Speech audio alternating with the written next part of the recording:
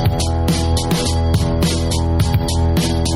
right, so Sam, we're here at the premiere of The Killing Joke at Comic-Con, and people have been waiting for this one to be adapted into an animated feature for a while. There's a lot of excitement around it, but clearly it comes from a really iconic book, and I know that you have had to be aware of this book for some time, given your background. Yeah. So what does The Killing Joke mean to you in regards to the Batman mythos? What is the soul of this project? I think. I think the basic answer is I think it's the Joker origin that I feel like most creatives go to as far as what Joker's origin was. Right. Even though, again, there's a lot of things that I forgot because I read it in the 80s when I was very young. Sure. There's a lot of things in working on it. It made me realize there was so much to it that I actually don't even remember, or it didn't stick with me. Mm-hmm. It's way more deep than I remember. It was way more psychological than I remember. But in the thing, it also says how Joker remembers it one way, sometimes another. So it is not.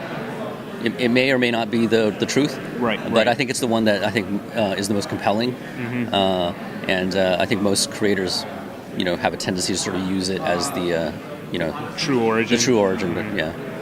So this is also, and correct me if I'm wrong here, but this is the first R-rated animated feature that DC is doing, right? So what's the difference in approach? What challenges did that present, or what I guess advantages did that present? I think it made it a little more liberating in the sense that you can, you don't have to sort of restrict, how you tell a story, what mm-hmm. you say, or less anyways.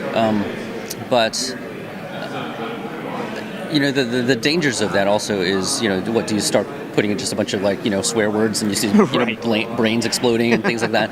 And so thankfully Bruce is somebody that's he didn't want it to be gratuitous. Mm-hmm. It was just like everything needs to be merited. And so I think even when we first cut it, we were just like, this might get a PG-13 because it's not really all that, but right. I think just because of the subject matter and because of what it is, because it's it's a psychological story. It's not a summertime blockbuster action thing with a huge right. fight. It's a psychological debate between two old legendary nemesis, and so I think the R rating is good for it actually. Right. Perhaps the audience for kind I think of what so. they're Even see. expectations and stuff like mm-hmm. that. So yeah.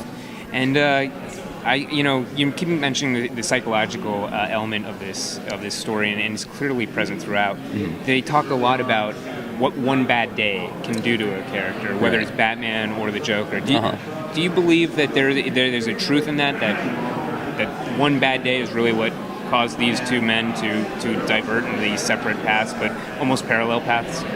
Yeah, I mean, I really do, and I think it's something that people relate to, and I think that's why it resonates so well, and I think that's why it's, it makes a lot of sense to people. Both of them, like you said, had a bad day, right? And really bad days. Really bad days, yeah. And it really is. It's sort of like what grows out of that. Sure. Or what sort of, how does that change your life, and what do you decide to do differently in your life because of that? So yeah, I mean, I think it's something that everybody can relate to, and mm-hmm. And it's the it's the springboard for why Batman chose this direction and why Joker chose the other direction. Sure. Yeah, it's very compelling, I think, because I think everybody can relate to it. So definitely. Yeah. Well, let's wrap up with a final question.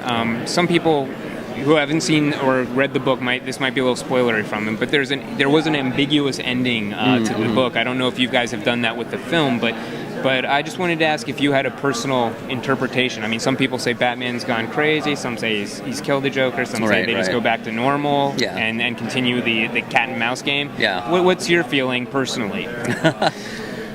Shoot, I don't know. I feel like I feel like do people even want me to answer that? Because it really should be something that I feel like it's up to you. I feel like there's not just the ending, but there's a couple other things in it that it's kind of like, I mean, I've had quite a few discussions with, creatives and peers and things like that have read it. And again, a lot of them are very mixed. Some people thought one and some people thought the other. And, sure. And maybe that's what's good about it. Sure. The interpretation by the audience. Right. So I don't know. I'm gonna not answer that question. No problem. Yeah. Well, thank you so much. All right. We're really looking forward to the film. Okay. Thank you.